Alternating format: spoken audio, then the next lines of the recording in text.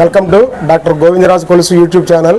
Students, మరి AP SSC 10th class మార్చి 2025 students, మీరు 19వ తారీఖున హిందీ ఎగ్జామ్ రాయబోతున్నారు కదా విద్యార్థులందరూ కూడా. మరి ఆ హిందీ సబ్జెక్టుకి సంబంధించి, అంటే హిందీ వచ్చేపాటికి మీకు హిందీ సబ్జెక్టు మీకు టోటల్గా 100 మార్క్స్ ఉంటుంది. ఆ 100 మార్క్స్ సంబంధించి మన ప్రముఖ సీనియర్ మోస్ట్, అంటే ఈ సబ్జెక్టులో హిందీ సబ్జెక్టులో సీనియర్ మోస్ట్ ఫ్యాకల్టీ మేడం గారితో ఈ హిందీ సబ్జెక్టులో దాదాపుగా అపారమైనటువంటి అనుభవం ఉన్నటువంటి మేడం గారి పేరు నాగలక్ష్మి గారు. మరి హిందీ సబ్జెక్టు సంబంధించి నమస్తే మేడం గారు. నమస్తే సార్. మేడం గారు, ఇప్పుడు 19వ తారీఖు విద్యార్థులందరూ కూడా 10th క్లాస్ వచ్చేపాటికి 19వ తారీఖున హిందీ రాయబోతున్నారు. మీరు ఆల్రెడీ ఈ ఫీల్డ్లో అపారమైనటువంటి అనుభవం ఉంది, సీనియర్ మోస్ట్ ఫ్యాకల్టీ అనమాట. మీరు ప్రస్తుతానికి ఆ హిందీని టీచ్ చేస్తూనే ఉన్నారు గత 20 సంవత్సరాల నుంచి. గత 30 సంవత్సరాల నుంచి హిందీని బోధిస్తూనే ఉన్నారు విద్యార్థులందరూ కూడా.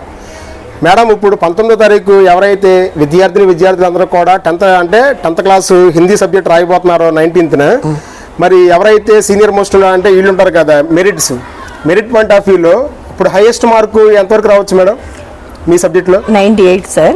98 ఆర్ 99? లాస్ట్ టైం 99 ఇచ్చారు కాబట్టి 98, 99 మ్యాక్సిమం. కొంచెం కృషి చేస్తే కనుక తప్పకుండా తెచ్చు. సరే, మేడం గారి మాటలో మీరు విన్నారు కదా, టాప్ మార్క్ వచ్చేపాటికి హిందీ సబ్జెక్టులో మీకు highest mark top mark 98 or 99.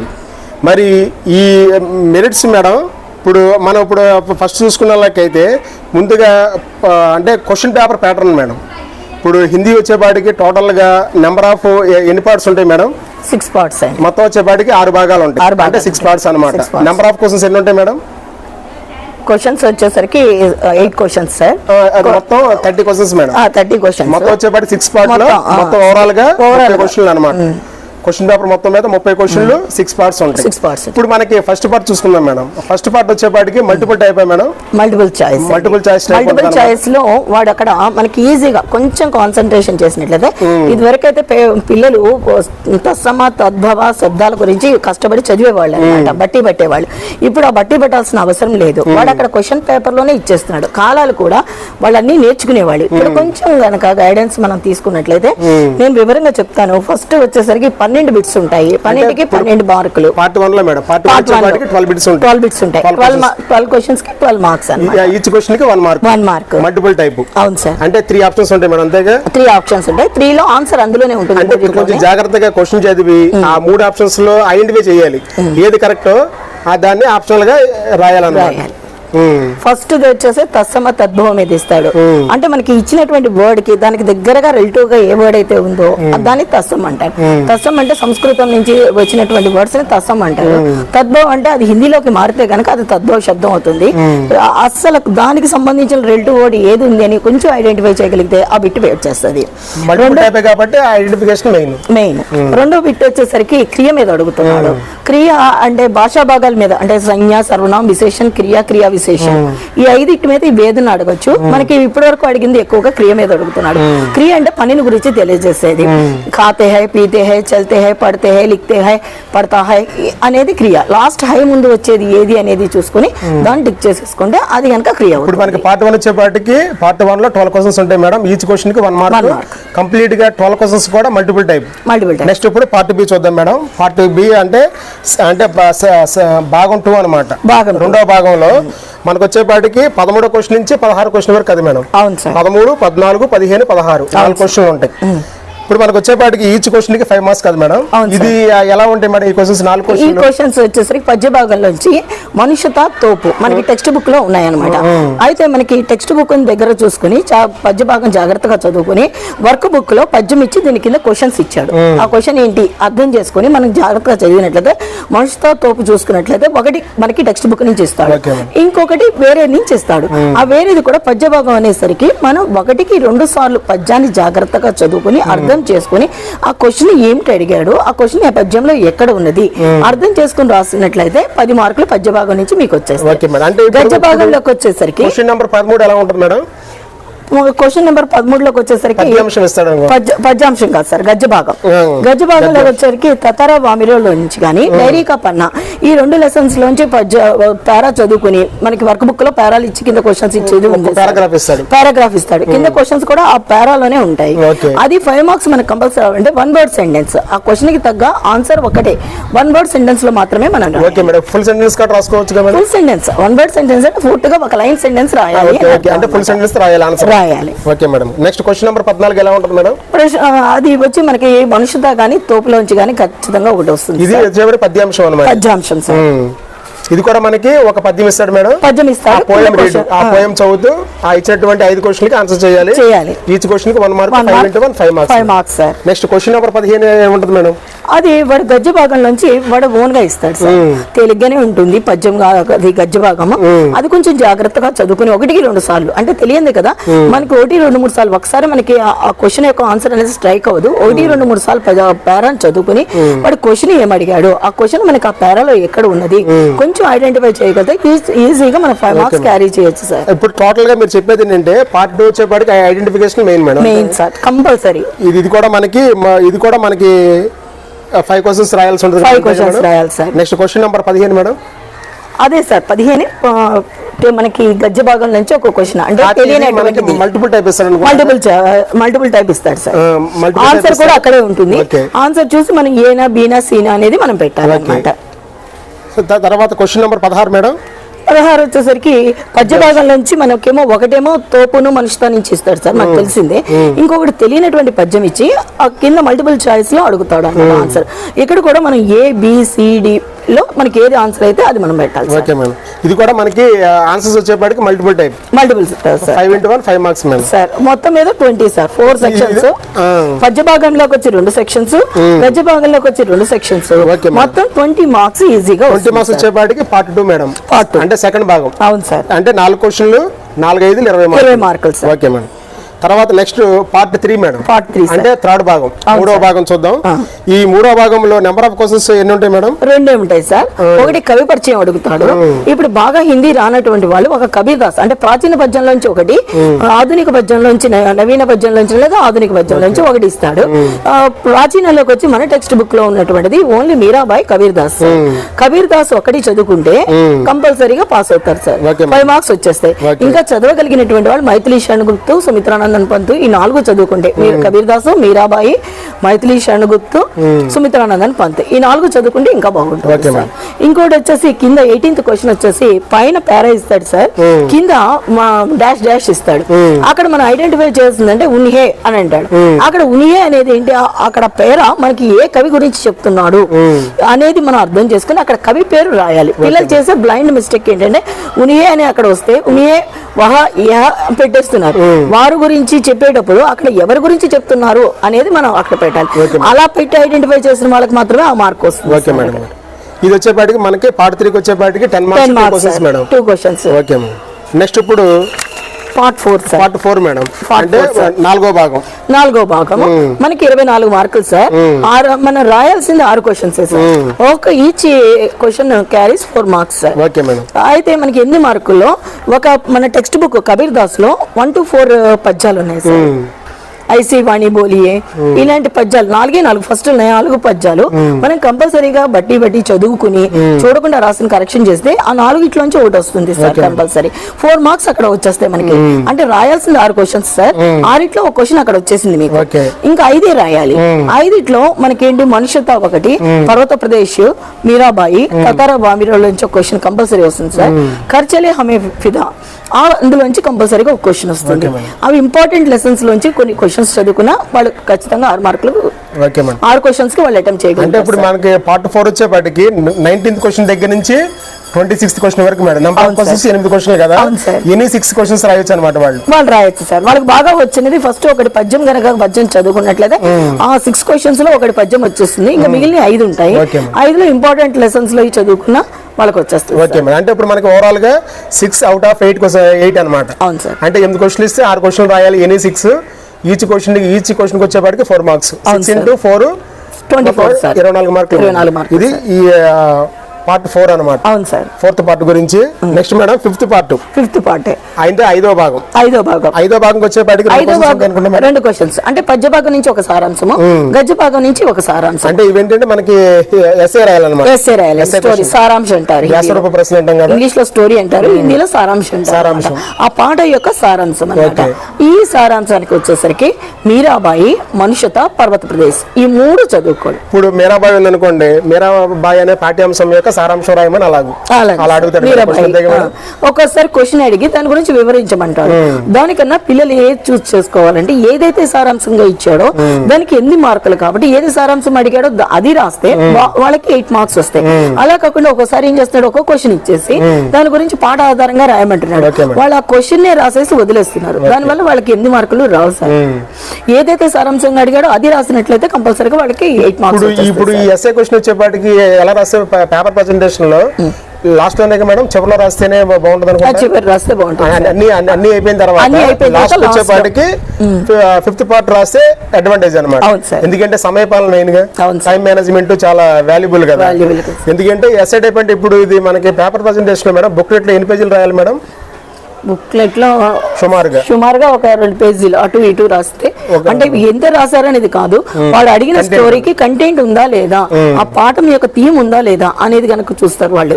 అది చూస్తే అది క్లియర్ గా ఎక్కడ తప్పులు కొట్టివేతలు రాయకుండా పాఠం ప్రస్తావన హెడ్డింగ్ పెట్టుకుని పాట రాసేటప్పుడు పాఠం యొక్క పేరు, కవి యొక్క పేరు, జన్మ, మృత్యు, విడుదలు రాసి సారాంశాన్ని హెడ్డింగ్ పెట్టి కింద నుంచి సారాంశం రాసుకొస్తే, కవి పరిచయం రాసేసి ఫస్ట్ సారాంశం రాసుకొస్తే వాళ్ళకి 8 మార్క్స్ పడతాయి సార్. ఇది ఈ సారాంశం కూడా మేడం పాయింట్స్ వైజ్ గా పారా వైజ్ గా రాస్తే బాగుంటుంది మేడం. పారా వైజ్ గా రాస్తేనే బాగుంటుంది. పాయింట్స్ వైజ్ గా పారా వైజ్ గా సుమారుగా ఎన్ని పేరాలు రాయొచ్చు మేడం? సారాంశానికి కనీసం 3 పేరాలైనా మినిమం ఉండాలి సార్. 3 పేరాలు మినిమం, కవిపరిచయం కాకుండా అంటే ఈచ్ పేరాకి ఎన్ని లైన్స్ వరకు రాసుకోవచ్చు మేడం? 10 లైన్స్ అయినా రాయాలి సార్. ఒక పేరాకి కనీసం 10 లైన్స్ అయినా, అలాగే 3 పేరాస్ కవిపరిచయం కాకుండా. అంటే మొత్తం వచ్చేపాటికి పోయిట్ తో కలుపుకుంటే మనకి 4 పేరాలు రాయాల్సి ఉంటుంది. అవును సార్. అంటే ఒక పేజీన్నర, ఎందుకంటే 8 మార్క్స్ అంటే కాబట్టి సారాంశం కాబట్టి సారాంశం తగ్గట్టుగా రాయాల్సి ఉంటుంది. Okay madam. Next 28 madam, question number 28 గద్య భాగం సార్. గద్య భాగం నుంచి సారాంశం రాయాలి సార్. గద్య భాగం నుంచి సారాంశంలో బడే బాయి సాహెబ్ ఫస్ట్ లెసన్ లో దాని మీద ఎలా అడుగుతున్నాడు అంటే బడే బాయి సారాంశం అడుగుతున్నాడు, లేకపోతే బడే బాయి కా స్వభావం, పెద్ద అన్నయ్య యొక్క స్వభావం ఎలా ఉంటుంది, ఆ స్వభావం మీదే పాఠం అంతా ఆధారపడి ఉంది సార్. అంటే వాడు ఏం అడిగాడు రాసేపు క్వశ్చన్ జాగ్రత్తగా చూసుకోవాలి. బడే బాయి సాహెబ్ సారాంశం అడిగాడా, బడే బాయి కా స్వభావం అడిగాడా, 2 డిఫరెంట్ సార్. అంటే ఎక్కువగా అన్న స్వభావం అన్నప్పుడు స్వభావాన్ని గురించి ఎక్కువ రాయాలి. కాకపోతే క్వశ్చన్ జాగ్రత్తగా చదివి ఐడెంటిఫై చేయాలి. సారాంశం రాయమన్నాడా లేదంటే కనుక స్వభావం రాయమన్నాడు, క్యారెక్టర్ గురించి రాయమన్నాడు, ఏది రాయమన్నాడు అని చూసి రాస్తే బాగుంటుంది సార్. అయితే ఆ 2 కంపల్సరీ చదువుకోవాలి సార్. దాంతో పాటు డైరీ కా పన్నా సారాంశం వెరీ వెరీ ఇంపార్టెంట్ సార్. అలాగే జైన్ కి దేన్ ఒకటి, గిన్నుక సోనా. ఏది చదవలేనటువంటి వాళ్ళు, ఇంకా మనకి టైం లేదు చూసుకుందాం అనుకున్నటువంటి వాళ్ళు బడే బాయి సాహెబ్ సారాంశం రాసుకోవాలి. సరిపోతుంది.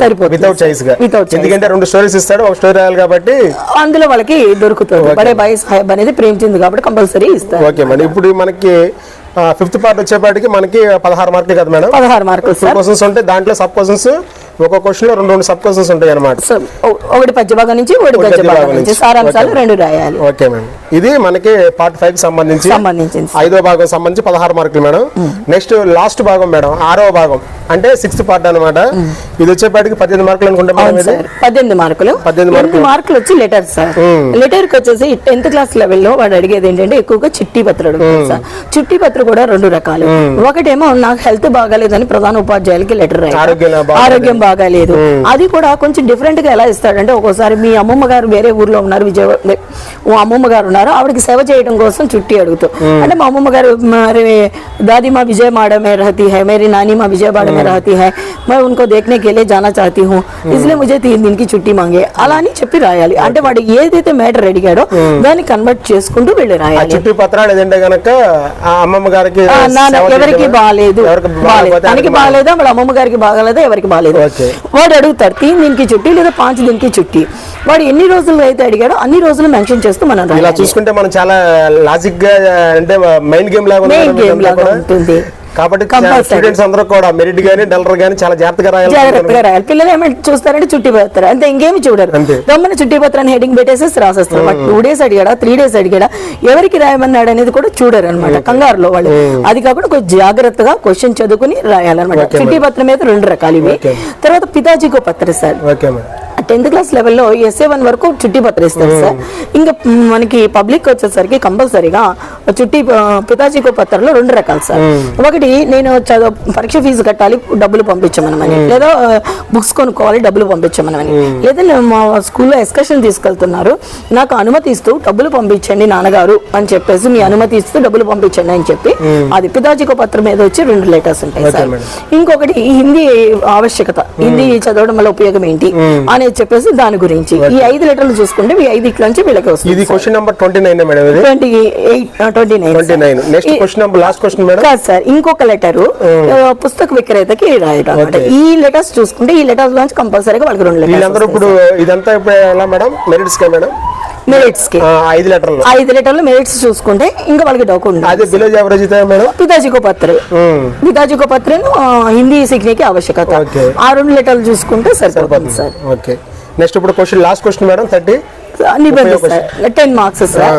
నిబంధ అంటే ఏంటంటే మనకి ఎలా రాయాలంటే నిబంధ ప్రస్తావన, అది ఏమైతే థీమ్ అడిగాడో దానివల్ల అసలు అది ఏంటి థీమ్ అనేది దేని గురించి ఇచ్చాడు, అసలు కృత్రిమ ఉపగ్రహం లేదు దూరదర్శన్ ఉంది అనుకోండి, దూరదర్శన్ అంటే ఏంటి, ఎవరు కనిపెట్టారు ఏంటి, దానివల్ల లాభాలు ఏంటి దూరదర్శన్ వల్ల, నష్టాలు ఏంటి దూరదర్శన్ వల్ల, మనం చూడటం వల్ల కళ్ళు పాడవుతాయి అలా అని చెప్పేసి, తర్వాత ఉపసంహారం అని చెప్పి కన్క్లూజన్ అంతా ఇచ్చుకుంటూ రావాలి సార్. అంటే 10 మార్క్స్ ప్రస్తావన, దాని వల్ల కలిగే ఎవరు కనిపెట్టారు, పూర్వపరాలు అన్ని రాసి తర్వాత దాని వల్ల కలిగే లాభాలు మరియు నష్టాలు ఉంటే కనుక నష్టాలు, చివరికి వచ్చేపాటికి కన్క్లూజన్ రాయాల్సి ఉంటుంది. ఎందుకంటే సార్ 10 మార్క్స్ కి ఇచ్చాడు.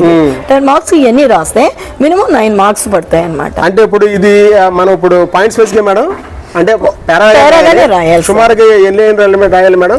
అంటే మనకి ఒక్కొక్కటి ప్రస్తావన ఇవి చెప్పాను కదా సార్, వాటికి కనీసం ఒక 6 లైన్స్ 7 లైన్స్ అన్న రాసుకుంటూ వస్తే ఇది 10 మార్క్స్ కాబట్టి ఇవన్నీ అన్ని రాసినటువంటి వాళ్ళకి కంపల్సరీగా 9 మార్క్స్ పడతాయి సార్. అంటే కనీసం 10 లైన్లు రాసుకోవచ్చు, కంపల్సరీ రాసుకోవాలి. అలా రాసుకుంటే కానీ కంపల్సరీ 9 మార్క్స్ వస్తాయి. దీంట్లో కూడా మేడం క్వశ్చన్ నెంబర్ 30లో 4 క్వశ్చన్లు ఇస్తారు అనుకుంటా మేడం. 4 సార్, 4 ఇట్లు ఒకటి రాయాలి సార్. నిబంధన 1 out of 4 అన్నమాట. 1 into 10 మార్క్స్ ఉంటుంది. కనీసం వీళ్ళు 10 లైన్లు 10 వాక్యాలు 10 వాక్యాలు కాదు సార్, ఈ కనీసం మినిమం ఒక 2 పేజ్ అండ్ హాఫ్ రాయాలి.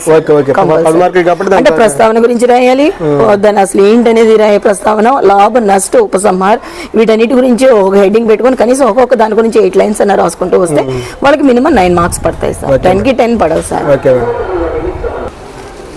స్టూడెంట్స్ చూసారు కదా ఇప్పుడు మేడం గారి మాటల్లో ఇప్పుడు వరకు కూడా మీరు క్వశ్చన్ పేపర్ ప్యాటర్న్ చూసారు కదా, 30 క్వశ్చన్లు ఏ టాపిక్స్ ఎలా ఉంటాయి ఏంటి అనేది. ఇప్పుడు మేడం గారి మాటల్లోనే పేపర్ ప్రజెంటేషన్ మీరు సంవత్సరం అంతా కష్టపడి నేర్చుకున్నారు కదా హిందీ సబ్జెక్టు, మరి ఆ కష్టానికి మీ కష్టం అనేది వృధా కాకుండా ఆ కష్టానికి తగినటువంటి ప్రతిఫలితం రావాలంటే paper presentation main. Paper presentation మరి ఎలా రాయాలనేది మేడం గారి మాటల్లో చూద్దాం ఒకసారి. మేడం గారు ఒకసారి మా స్టూడెంట్స్ అందరికీ కూడా పేపర్ ప్రజెంటేషన్ ఎలా రాయాలి మెరిట్ పాయింట్ ఆఫ్ వ్యూలో టాపర్స్కి 1 to 12 బిట్స్ ఉంటాయి కదా సార్. పార్ట్ 1 లోకి వచ్చేసరికి 1 to 12 బిట్స్ లైన్ గా రాసేమని అది స్టార్టింగ్ లో రాసేయడం మేడం. స్టార్టింగ్ లో ఒక పేజీలో మేడం, ఒక పేజీలో ఇలా వచ్చేస్తాయి. Okay madam. ముందు పార్ట్ 1 రాయాలంటారు అంతే. పార్ట్ 1 కంపల్సరీ రాయాలి సార్. పార్ట్ 1 రాస్తే వాళ్ళకి ఈజీగా కరెక్షన్ వాళ్ళకి ఈజీగా ఒక పేజీలో సింగిల్ సైడ్ రాసేస్తారు. ఆర్డర్ ప్రకారం రాసుకుంటూ వచ్చేసేయడమే. తర్వాత పేరా ఇచ్చే క్వశ్చన్స్ ఉన్నాయి కదా సార్, మల్టిపుల్ చాయిస్ మనం చెప్పాం కదా, అవన్నీ 20 మార్క్స్ సార్. వాళ్ళ కరెక్షన్ ఏంటంటే ఈజీగా వాళ్ళు కౌంట్ చేసుకోవడానికి కానీ వీళ్ళు ఎలా ఉంది అనేది తెలుసుకోవడం కోసం కానీ 1 to 12 బిట్స్, దాని కింద 20 మార్క్స్ పేరా ఇచ్చే క్వశ్చన్స్ రాసే multiple choice. Part 2 sir. Part 1 తర్వాత పార్ట్ 2 ఇదంతా ఒక పేజీలో. ఒక పేజ్ మేడం గారు ఇప్పుడు పార్ట్ 1 చెప్పారు కదా 12 క్వశ్చన్స్ ఆర్డర్ లో 12 బిట్స్ రాయమని.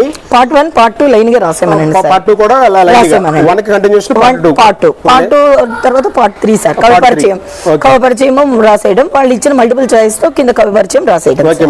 అది ఆర్డర్ ప్రకారం వెళ్ళిపోయినకోండి అక్కడ 10 మార్క్స్ కంపల్సరీ పడిపోతాయి సార్. తర్వాత వచ్చి క్వశ్చన్స్ రాయమనండి. Questions 6 questions. 6 అంటే బాగా మెరిట్స్ నాకు రావాలి అనుకున్నటువంటి వాళ్ళు 6 క్వశ్చన్స్. 6 అంటే 7 వస్తే 7 క్వశ్చన్స్. Okay, ma'am. 7 క్వశ్చన్ రాసేటప్పుడు కూడా వీళ్ళకి 4 మార్క్స్ ఇచ్చారు కాబట్టి ఆ పేపర్ మనకి 3 మార్కులకి క్వశ్చన్ కి 3 మార్కులు తగ్గట్టుగా ప్రింట్ అయింది సార్. Okay, ma'am. ఇప్పుడు వీళ్ళు సడన్ గా 4 మార్క్స్ మార్చారు. దానివల్ల ఆ క్వశ్చన్ రాసేటప్పుడు పాట్కానాం కవి పరిచయం అంతా కూడా ఉపాధ్యాయ బిరోధులు అవన్నీ కూడా రాసుకుంటూ వచ్చేసి క్వశ్చన్ ఏదైతే అడిగాడో దాని యొక్క ఆన్సర్ కింద రాయాలి సార్. అలా 7 క్వశ్చన్స్ రాశారనుకోండి, ఏదైనా ఒక క్వశ్చన్ లో వాళ్ళకి మార్క్ తగ్గినట్లయితే ఏవైతే హైయెస్ట్ మార్క్స్ వచ్చినాయో అవి వాళ్ళు తీసుకుంటారు. నెక్స్ట్ ఎన్నో పార్ట్ మేడం? తర్వాత వాళ్ళ ఇష్టం సార్. వాళ్ళకి పద్య భాగంలో స్టోరీ బాగా వస్తే పద్య భాగంలో స్టోరీ, లేదా గద్య భాగంలో స్టోరీ బాగా వస్తే గద్య భాగంలో, అలా వాళ్ళ ఇష్టం వాళ్ళ చాయిస్ ని బట్టి వాళ్ళు రాసుకోవచ్చు. ఇవి మటుకి కంపల్సరీగా ముందు మెన్షన్ చేసుకుంటూ వెళ్ళిపోతే పద్య భాగంలో వస్తే పద్య భాగం లేదా గద్య భాగం స్టోరీ ముందు మనకు బాగా ఇది వచ్చేసింది ఇది రాసేద్దాం అనుకుంటే అది రాసుకుంటూ వచ్చేస్తే వాళ్ళు ఇంకా వాళ్ళ చాయిస్. నెక్స్ట్ మేడం చివర్లో స్టోరీ అంటే ఇప్పుడు మనకి 5th పార్ట్ ఉంది మేడం. 5th పార్ట్ అంటే పార్ట్ అంటే పద్య భాగం ఒకసారి గద్య భాగం ఒక స్టోరీ సార్. పద్య భాగం అంటే వాళ్ళకి ముందు బాగా గద్య భాగంలో వచ్చేసింది రాసేద్దాం అనుకున్నారు కూడా గద్య భాగం నెంబర్ వేయాలి కంపల్సరీ సార్.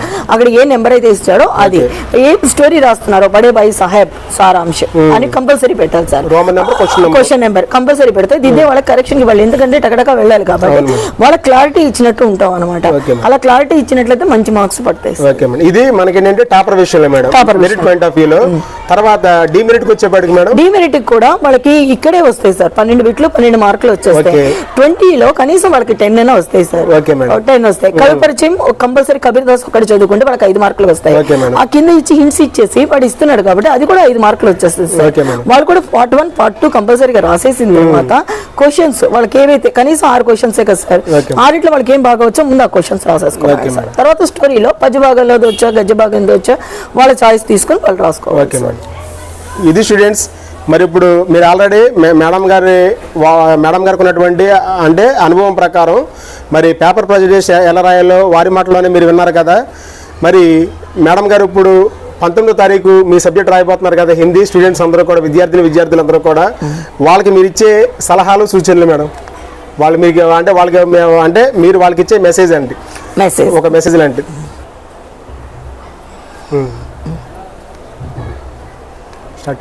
హిందీ అనేది చాలా ఈజీ సబ్జెక్ట్ అండి.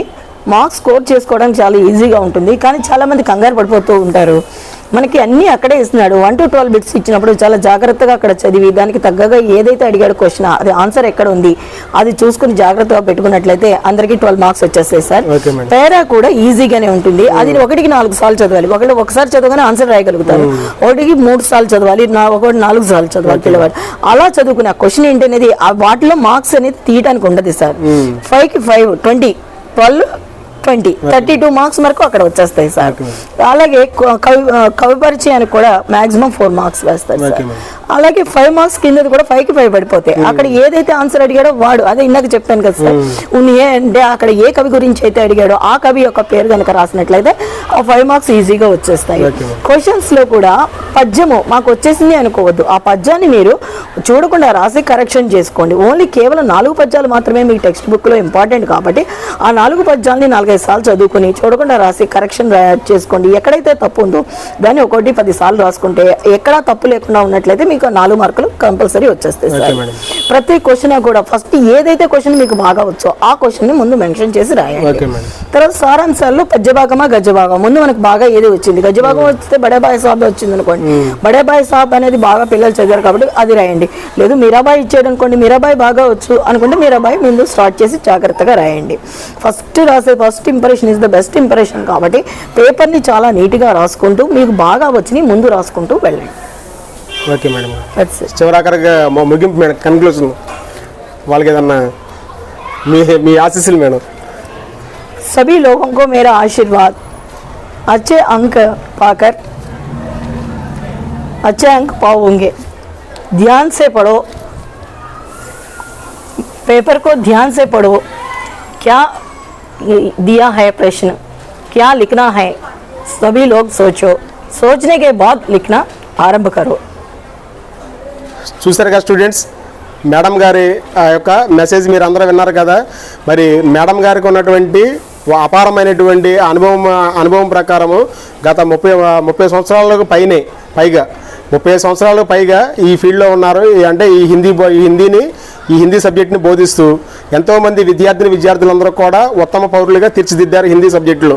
మరి మీరు కూడా మేడం గారి యొక్క అనుభవాలను కావచ్చు, మెసేజ్ కావచ్చు, సలహాలు సూచనన్నిటికి కూడా తూచా తప్పకోకుండా ప్రతి ఒక్కరు కూడా ఈ తెలుగు ఎగ్జామ్స్ బాగా రాసి వచ్చిన తర్వాత హిందీ కూడా ఇవన్నీ కూడా మేడం గారు చెప్పినటువంటి విషయాలన్నీ కూడా తప్పకుండా పాటించి కేర్ఫుల్గా ఉండి ప్రతి ఒక్కరు కూడా పేపర్ ప్రజెంటేషన్ విషయంలో బాగా రాసి మీరు అనుకున్నటువంటి టాప్ మార్క్ రీచ్ అవుతారని ప్రతి ఒక్కరిని మేడం గారి తరపున, నా తరపున మనస్ఫూర్తిగా మిమ్మల్ని రిక్వెస్ట్ చేస్తున్నాం. స్టూడెంట్స్ చూశారు కదా, మరిన్ని వీడియోస్ కోసం నా ఛానల్ని చూస్తూనే ఉండండి. ఆల్రెడీ లాస్ట్ వీడియోలో మీకు తెలుగు సంబంధించి పెట్టాను. కాంపోజిట్ కోర్సు 70 మార్కులు ఎలా రీచ్ అవ్వాలనేది. ఈరోజు మేడం గారి యొక్క అభిప్రాయాలు మనం తీసుకున్నాం. మీ అందరికీ కూడా షేర్ చేస్తున్నాను. నెక్స్ట్ వీడియో వచ్చేపాటికి ఇంగ్లీష్ సబ్జెక్ట్ కదా మీకు 21వ తారీఖు. ఆ వీడియో కూడా నేను నెక్స్ట్ మీకు అరేంజ్ చేస్తాను. ప్రతి ఒక్కరు కూడా స్టూడెంట్స్ మీ అందరూ కూడా ఎక్కడి నుంచి అయినా సరే ఈ 1.5 డే జాగ్రత్తగా ప్రిపేర్ అయ్యి కేర్ఫుల్గా ఉండి పేపర్ ప్రజెంటేషన్ కూడా చాలా ఎక్సలెంట్గా రాసి మీ పేపర్ ఎవరైతే వాల్యూ చేస్తున్నారో ఆ ఎగ్జామినర్ని మీ పేపర్ చూడంగానే మోటివేట్ చేసేటట్టుగా మీరందరూ అలా చేస్తారని మేడం గారు చెప్పినటువంటి విషయాలన్నీ కూడా మీరు దృష్టిలో పెట్టుకుని తూచా తప్పకుండా వాటన్నిటిని కూడా పాటిస్తూనే ప్రతి ఒక్కరు కూడా ఎగ్జామ్ బాగా రాసిస్తారని ఆశిస్తున్నాను. ముందుగా మీ అందరికీ కూడా 19వ తారీఖు ఎవరైతే హిందీ రాయిపోతున్నారో విద్యార్థులందరూ కూడా ముందుగా మీ అందరికీ నా తరపున, మేడం గారి తరపున అందరికీ all the best. All the best students. Thank you.